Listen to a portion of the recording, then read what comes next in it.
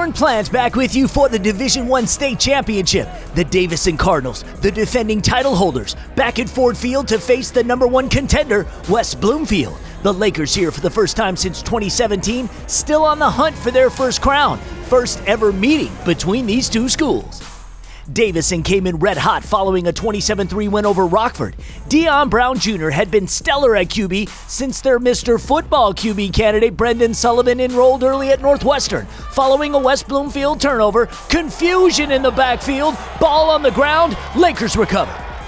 The Lake Show, led by the Mr. Football finalist Donovan Edwards, already enrolled in Michigan, granted a waiver from the NCAA because this game and what it represented for West Bloomfield football meant more to him than anything else. In the clear, he gone, 78 yards, to the house, 7-0 score.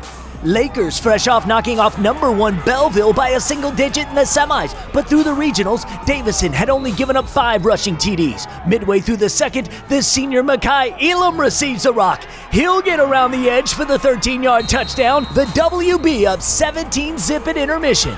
Third quarter, Cards looking to crawl out of the hole 1 series at a time and get back in this ball game. But check out the Grand Valley State-bound Niles Kings. He just rips it away from Jalen Flowers. He will cruise in for a 40-yard touch. Just like that, West Bloomfield up 24.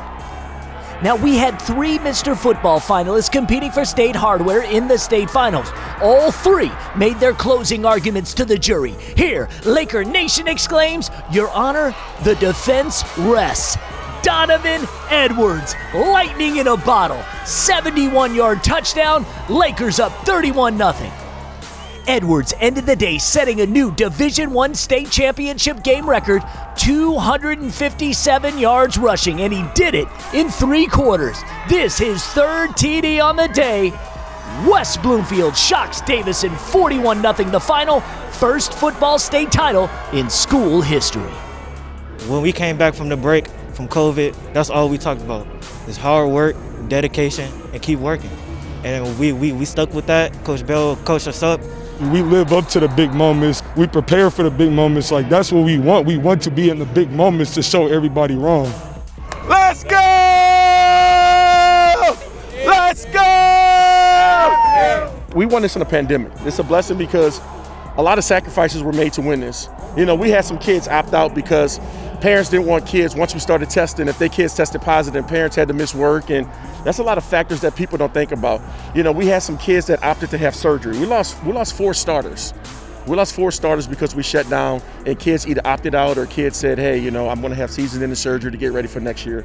And this is why this trophy is special, because of the sacrifices that the players made, the sacrifices that the coaches made. Coaches don't get, you know, you get stipends, you know, and a lot of these guys are leaving their 9-to-5 jobs to come to practice, and they're losing money.